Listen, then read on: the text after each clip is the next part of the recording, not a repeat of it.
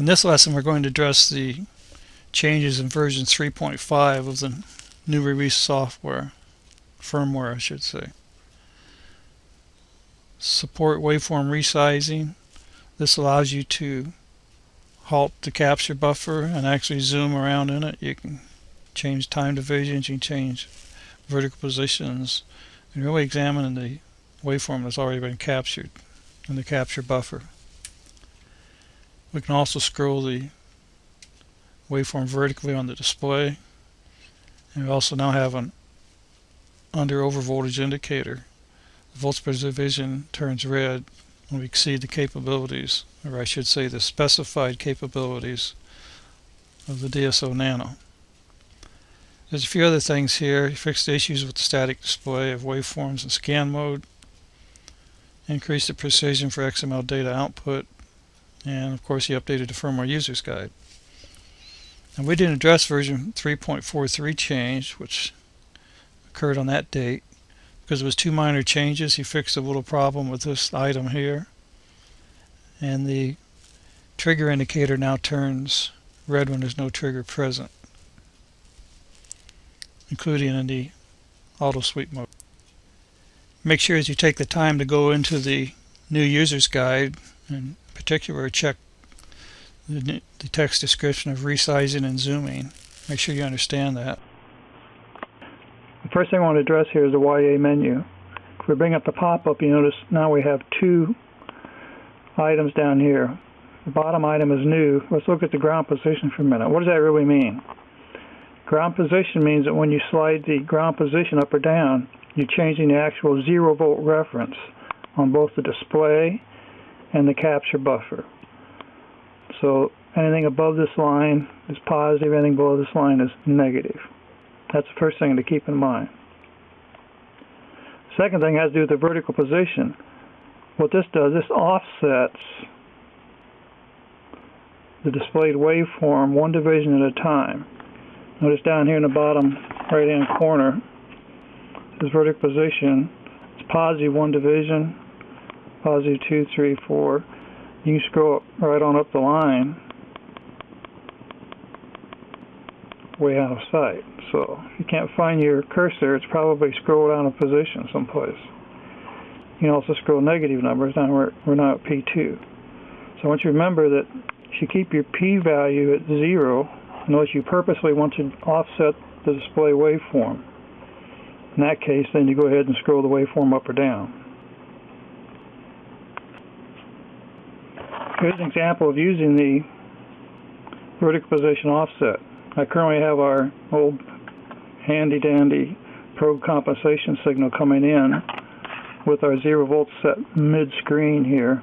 And notice the waveform's off the screen. I can't see all of it. So all I have to do is select the vertical position sub-menu choice and slide it down a couple of steps. Now we can see the whole waveform. That's the beauty of the vertical position offset.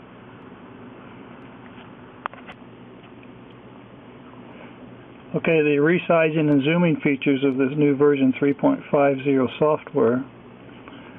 This new feature allows us to stop acquisitions, which means the capture buffer is not changing.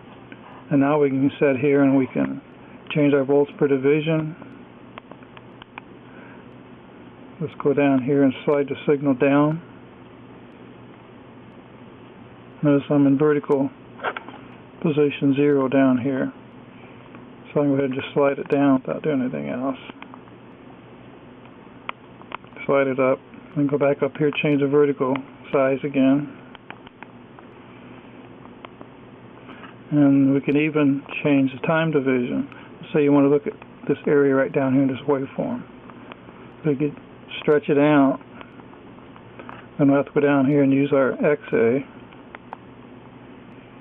trigger position. We can slide it around, slide it over. Look at the part coming down right here. And now, push the M key to go back to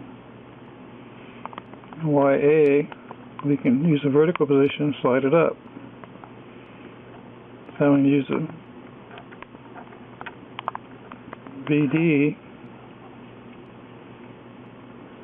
to make it even bigger. And come down and slide that up if we want to look at it closer. We can also stretch it out horizontally. Then we have to find it again. So now we'll have to go down to XA and find it again. We got all stretched out of shape. That's the other side. So there it is. I have a very clear picture. Notice you can even see the sample rates. Sample rates right here, these little bumps along the way. But you get a much amplified view of that particular portion of that waveform by using what is called resizing and zooming. So it's a very nice feature. Like any new enhanced feature, it requires a little bit more knowledge to use it successfully. So the more features we add to this scope, the more you have to keep track of how each feature interacts with other features. Once you've completed reviewing the static buffer, then anytime you hit the run button, then it will go back to the standard settings. And the resizing and zooming, it's still there, but our triggers are different now. And we have to reevaluate what we're looking for. The best way to do that is to bring our trigger position back to the center of the screen, get our vertical amplitude back down to something reasonable. Then we can see the waveform again. Now we can go ahead and set our time division to get whatever type of waveform we're looking for. So once you go into all these options of resize and zooming, you have to remember to take yourself back out of them once you do something else. Otherwise they will offset the waveform and keep you very confused. So what I would recommend is anytime you finish using the panning and zooming, you check your YA, make sure your vertical position is set to 0. You check your XA, trigger position, make sure it's set back to 0. I should say center screen right here.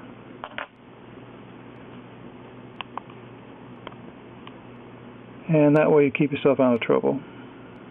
So the new features are very nice, they're very important, and your knowledge level has to go up, step up a notch to keep up with the oscilloscope. Okay, one other feature I want to talk about is the volts per divisions up here, where it shows your volts per division. If you set your VD in a position where you've exceeded, the input signal exceeds the units volts per division, it gives you a red display saying that's not safe. You need to get it back down small where you don't exceed the limits of the oscilloscope. Same with negative excursions, they would also turn the volts per division red if you exceed the capabilities of the oscilloscope. So always keep your eyes open for that, especially when you're connecting a new signal. Another consideration is that if you halt the oscilloscope, so now it's not doing measurements because it needs a trigger to conduct measurements. Now if we go up here and we exceed the limits, notice there's no red indicator. That's because the oscilloscope is not running. And if it were running, we'd get a red indicator. So let's take it back down for a second. Look at another example. Let's put it in single sweep.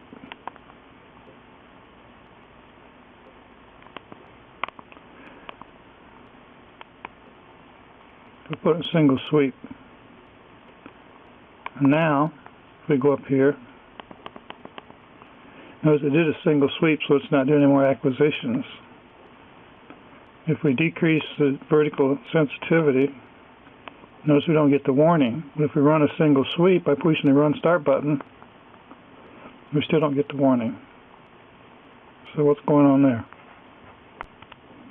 Well, what's happening is that although we're in single sweep and we do the run stop, it performs an acquisition, but it doesn't find the trigger because our trigger level is not set properly. Therefore, it can't turn the volts per division display to red, even though it should be red at this time. So I'm just trying to point out that if you don't have triggers you won't have the red volts per division warning. So keep that in mind anytime you're relying upon the red volts per division warning to tell you that you've exceeded the limits of the oscilloscope.